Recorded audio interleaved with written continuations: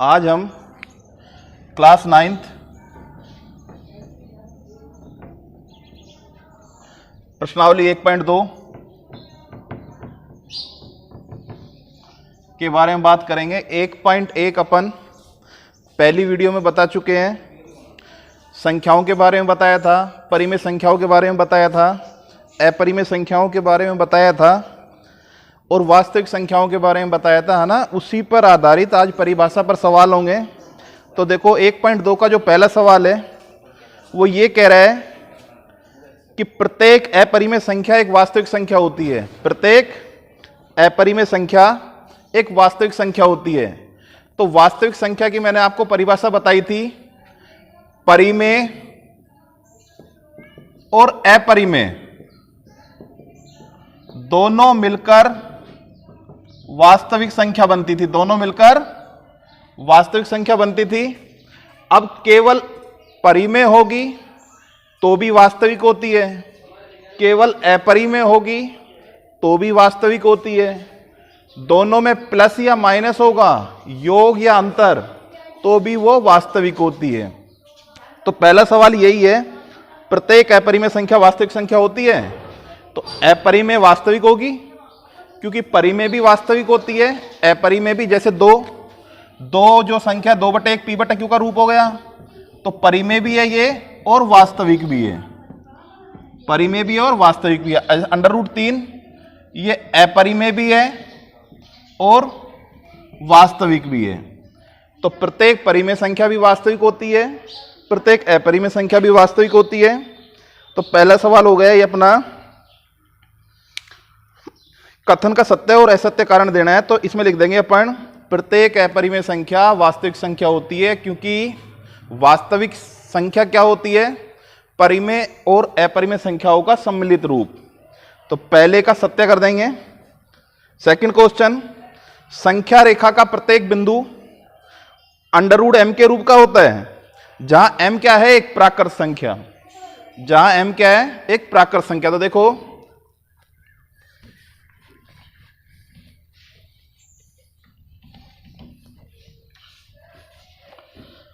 अपन ने 6ठी 7वीं में संख्या रेखा बनाई है।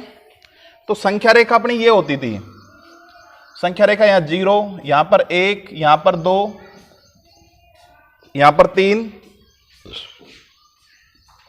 इधर की तरफ -1, -2, -3। अब ये कह रहे हैं संख्या रेखा का प्रत्येक बिंदु √m के रूप का होगा, √m के रूप का। और m क्या है, m है प्राकृत संख्या। m क्या है, प्राकृत संख्या। अब प्राकृत संख्या अपन जानते हैं, प्राकृत संख्या वो होती है जो 1 से शुरू होती है। तो अब जब m का मान 1 लेंगे तो ये √1 हो जाएगा, 2 लेंगे तो √2 हो जाएगा, 3 लेंगे तो √3।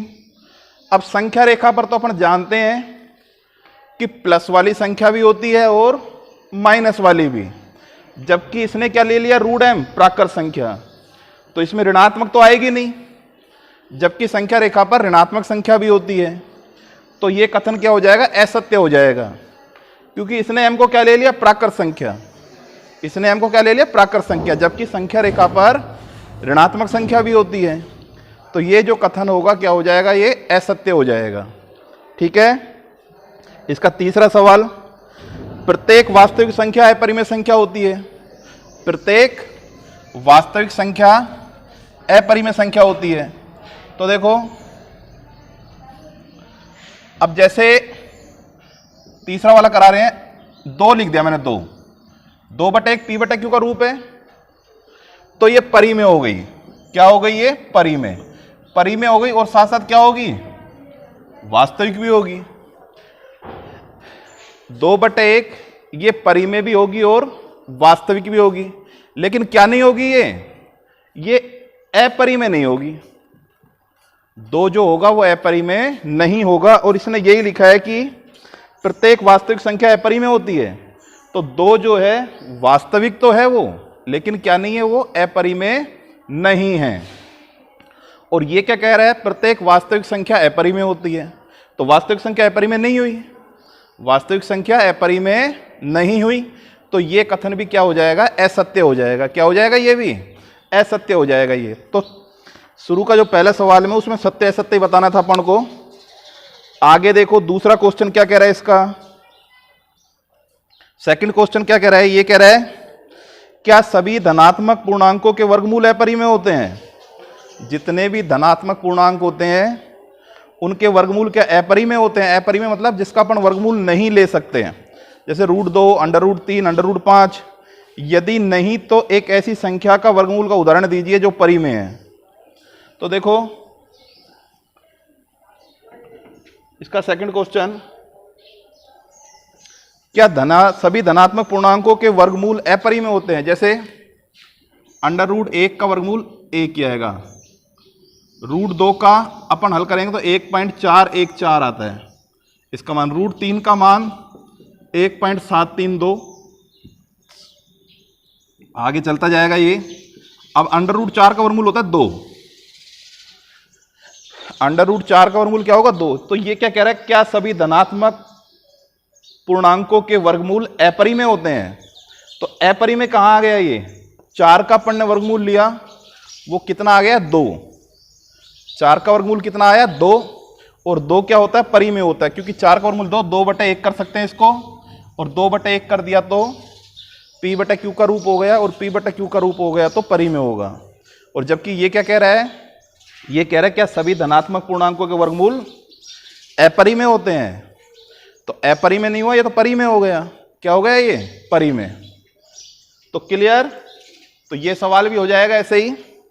क्वेश्चन नंबर सेकंड, ये सारे सवाल डेफिनेशन के हैं। यदि अपन को संख्याओं के बारे में ज्ञान है तो अपन ये सारे सवाल कर सकते हैं।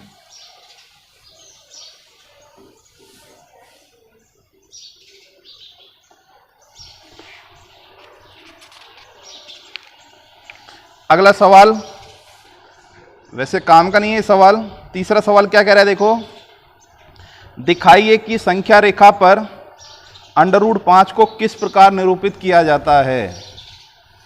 √5 को किस प्रकार निरूपित किया जाता है। तो ये सवाल आता तो नहीं है, लेकिन एक बार बता देते हैं अपन।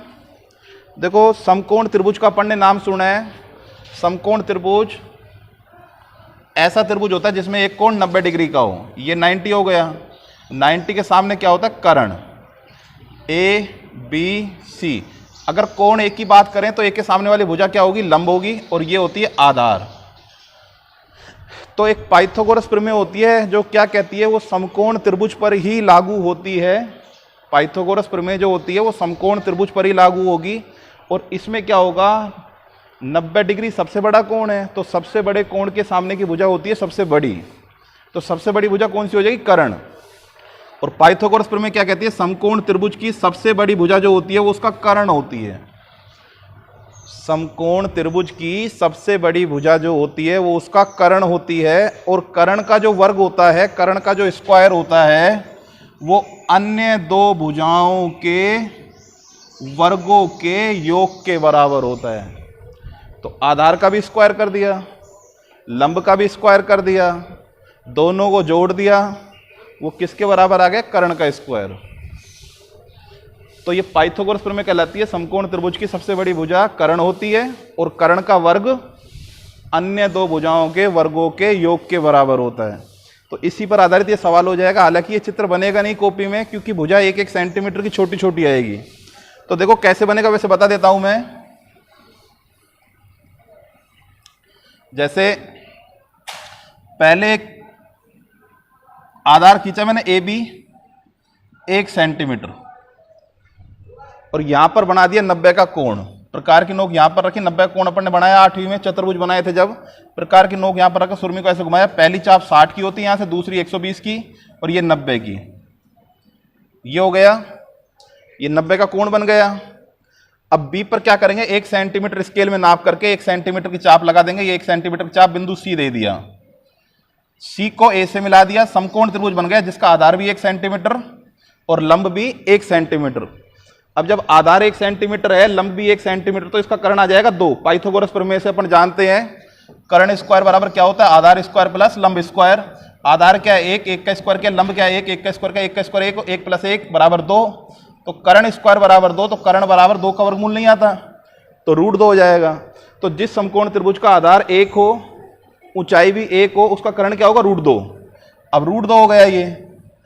अगला समकोण त्रिभुज अपन को इस पर बनाना है, सी बिंदु पर। अब सी पर बनाना है तो सी पर प्रकार की नोक रखेंगे अपन, सुरभि को घुमाएंगे, पहली चाप 60 की, दूसरी 120 की, ये 90 बन जाएगा। इसको 90 ऐसे घुमा देंगे, फिर यहां से 1 सेंटीमीटर की चाप लगा देंगे। 1 सेंटीमीटर की चाप लगाने के बाद ये 90 का कोण है, इसको फिर मिलाएंगे, तो इससे अपना जो आएगा कर्ण, वो इसके हिसाब से कर्ण स्क्वायर बराबर, आधार तो क्या है इसका √2, लंब कितना है इसका 1, तो √2 का स्क्वायर 2, 1 का स्क्वायर 1, 3 आ जाएगा ये। तो कर्ण स्क्वायर बराबर 3, तो कर्ण √3 आ जाएगा, ये √3 आ गया। फिर वापस इस पर 90 का कोण बनाएंगे,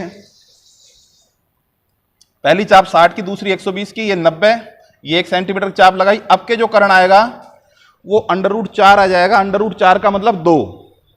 फिर यहां पर एक 90 का कोण बनाएंगे, पहली 60, दूसरी 120, ये 1 सेंटीमीटर की चाप लगाई। अब के जो आएगा √4 का स्क्वायर 4 होगा, 1 का स्क्वायर 1, जोड़ेंगे 5, वर्गमूल लेंगे √5, तो ये जो लंबाई आएगी ये √5 आएगी, ये वाली। अब इसको संख्या रेखा पर दिखाना है, तो प्रकार की नोक बिंदु ए पर रख करके सुरमी को इतना खोलो कि ये इसको टच करे, और इसको संख्या रेखा पर आगे बढ़ा दो, यहां से इधर चाप लगा दो, इस चाप को नाम दे दो P। तो जो AP भाग होगा AP, इसकी लंबाई होगी √5। कितनी होगी, √5। लेकिन ये सवाल आता नहीं है, वैसे ही बता दिया मैंने, आता नहीं है पेपर में सवाल। तो अपन चलते हैं पॉइंट 3 की तरफ। 1.3 जो प्रश्नावली है उस पे आते हैं, पॉइंट 2 तो छोटी है। तो देखो 1.3 पर आते हैं अपन।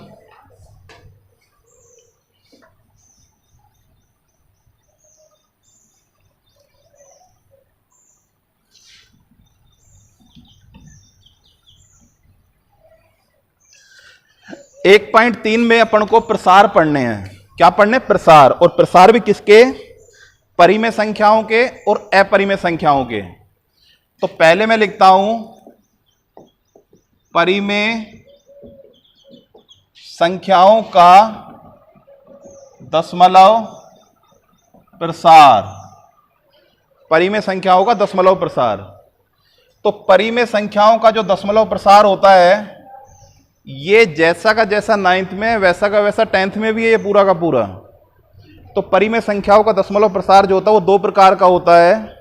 2 प्रकार के में पहला तो होता है शांत दशमलव प्रसार, शांत दशमलव प्रसार। और इसका जो सेकंड होता है वो होता है अशांत आवर्ती दशमलव प्रसार। तो कोई अगर पूछे परिमेय संख्याओं का दशमलव प्रसार कितने प्रकार का होता है, तो 2 प्रकार का होता है। कौन कौन सा होता है, शांत दशमलव प्रसार और अशांत आवर्ती दशमलव प्रसार। जैसे 7/2 कर दिया मैंने, 7/2, तो पहले ये पता किया परिमेय है नहीं है, परिमेय है। क्यों है, क्योंकि P/Q का रूप है, ये P/Q का रूप हो गया। तो 7 में अपन जब 2 का भाग देंगे तो 3 दूनी 6, 3 बार जाएगा, 6 बचा 1, यहां पर पॉइंट, यहां पर 0, 2 पंजे 10, पूरा पूरा चला गया ये भाग। तो परिमेय संख्या है, अपन ने इसको इससे डिवाइड किया, कितनी बार गए, 3.5 बार। 3.5 कैसा हो गया, शांत हो गया। ये शांत क्यों हो गया, क्योंकि पूरा पूरा भाग चला गया इसमें 3.5 बार। तो ऐसे प्रसार को अपन बोलते हैं शांत दशमलव प्रसार। ठीक है, जैसे 17/8, एक आगे एग्जाम्पल और लेते हैं अपन, 17/8, 17/8। तो ये भी परिमेय संख्या होगी क्योंकि P/Q का रूप है। 17 में 8 का भाग देना है, 17 में 8 का भाग दिया, 8 दूनी 16, बचा 1, उतारी 0, यहां पर पॉइंट, 8 एकम 8, बचा 2, उतारी 0, 8 दूनी 16, बचा 4, 8 पंजे 40। तो ये भी कितनी बार गया, 2.125 बार। तो इसको भी अपन क्या कहेंगे, शांत दशमलव प्रसार। तो परिमेय संख्याओं का जो दशमलव प्रसार होता है वो 2 प्रकार का होता है। एक तो होता है शांत दशमलव प्रसार, जिसमें पूरा पूरा भाग चला जाए। एक दूसरा क्या बताया मैंने, अशांत आवर्ती दशमलव प्रसार। तो देखो ये क्या होता है अशांत आवर्ती दशमलव प्रसार।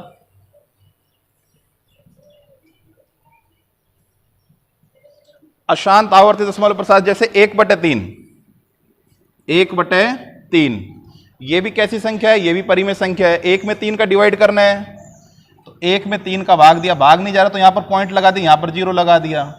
3 तिया 9, बचा 1, फिर 0 उतारी, 3 तिया 9, फिर बचा 1, 0 उतारी, 3 तिया 9, फिर 1 0, फिर 3। तो ये चलता जाएगा ये वाला भाग। ये वाला जो भाग है बार बार क्या होगा भाई, शेषफल में 1 आता जाएगा और भागफल में 3 3 3 3 चलता जाएगा। तो ये भाग खत्म नहीं होगा ना, तो ये चलता जाएगा चलता जाएगा। तो शांत नहीं हो रहा ये, क्या नहीं हो रहा ये, शांत नहीं हो रहा, बार बार 3 3 आता जाएगा, शांत नहीं हो रहा। तो इसको क्या नाम दे दिया अपन ने, अशांत। आवर्ती देखो बार बार 3 रिपीट हो रहा है, बार बार 3 रिपीट हो रहा है ना, तो इसको आवर्ती भी बोल दिया। अशांत क्यों बोल दिया, क्योंकि शांत नहीं हो रहा ये। आवर्ती क्यों बोल दी, क्योंकि बार बार 3 का रिपीट हो रहा है, दशमलव पॉइंट लगी रहा है, प्रसार चलता जा रहा है ये। तो अशांत आवर्ती दशमलव प्रसार होगा ये भी परिमेय संख्या 1/3, क्योंकि ये भी p/q का रूप होती है, ये भी किसका रूप होती है, p/q का रूप होती है।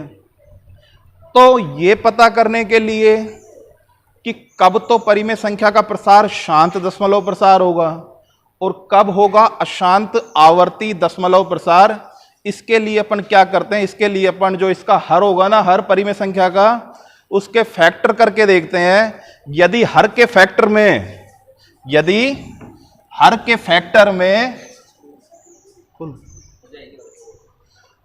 यदि हर के फैक्टर में 2 की पावर m, 5 की पावर n, 2 की पावर m गुणा 5 की पावर n का रूप होता है ना, तो उस 10 परिमेय संख्या का दशमलव प्रसार कैसा होगा, शांत दशमलव प्रसार होगा। और इसके अलावा अगर हर में कुछ और आ रहा है ना, तो उसका प्रसार कैसा होगा, अशांत आवर्ती। जैसे मैं आपसे कहूं 69/625 परिमेय संख्या p/q का रूप है, तो इसका प्रसार कैसा होगा, तो क्या करेंगे अपन, हर जो इसका 625 है उसके फैक्टर करेंगे, 5 का 125, फिर 5 का दिया 25, 5 का दिया 5, 5 का दिया 1, तो 625 को अपन क्या लिखेंगे, 5 गुणा 5 गुणा 5 गुणा 5, तो 5 की पावर 4, 5 की पावर 4 का मतलब ये वाला रूप। तो कैसा प्रसार होगा इसका, शांत होगा। आगे की बात अगली वीडियो में करेंगे। Okay, thank you.